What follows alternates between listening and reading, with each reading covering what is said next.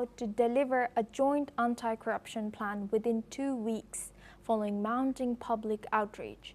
Speaking after a meeting with anti-graft and security officials, Zelenskyy said the government had heard the voice of the people, a reference to the nationwide protests against moves seen as undermining the independence of anti-corruption bodies.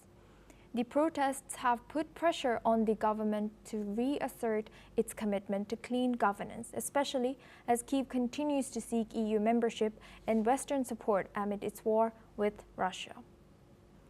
Now we go back to our guest discussion with Professor Vasilin Popovsky. Professor, thank you for staying with us. Now, how critical is President Zelenskyy's promise of a joint anti-corruption plan within only the next two weeks? I think that's a good move. President Zelenskyy is listening to the people's voices. It's a democracy. Ukraine is not Russia.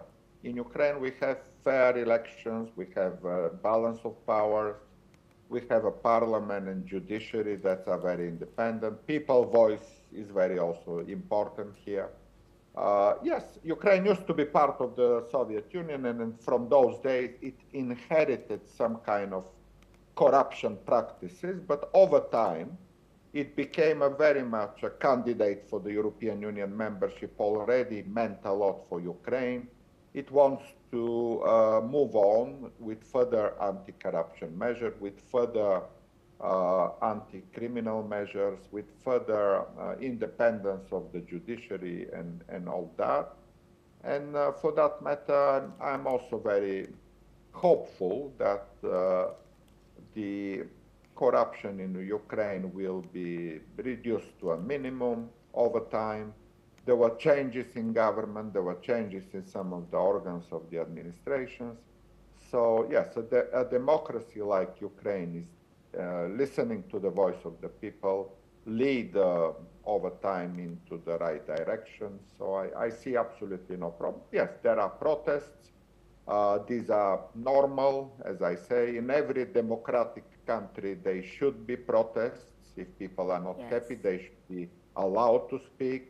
They should not fear to speak, which is the case in dictatorships. Like you cannot see protests in Russia because every protester will end in jail. Ukraine is a democratic country. Everybody can express their freedom of expression, freedom of speech. So absolutely no problem with that. Over time, I think the corruption in Ukraine will be properly combated and reduced to a minimum. And Professor, so now how might the ongoing war with Russia impact Ukraine's ability to implement and enforce anti-corruption reforms effectively? Yes, that's definitely a concern. Ukraine is in a war, and its priorities mostly are to defend its territories and to liberate the occupied territories. And for that matter, any other domestic politics could be jeopardized for some time because of that shift in priority towards overall security issues.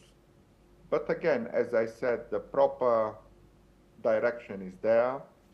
They listen to people's voices.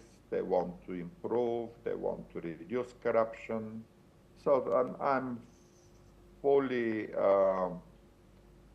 hopeful that the Ukrainian government and its administration will do the best to implement the law, to acknowledge human rights, and to defend human rights. So yes, it will be difficult, but the direction is the correct one, and Ukraine is moving there.